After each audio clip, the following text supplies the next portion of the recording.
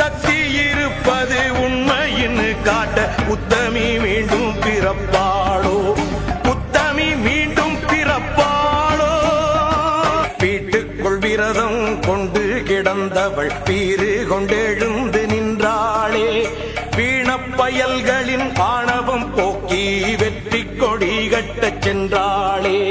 அக்கிரமம் செஞ்ச அந்த பயல்களை நிக்கிரகம் பண்ண வந்தாளே. ஆதி பராசக்தி போலிங்கே வந்திவ நீதிய காத்து ஜெயிப்பாளோ. கருமாறி திரிசூலி வெக்காளி மாகாளி அத்தனை தெய்வமும் இவள்தானோ.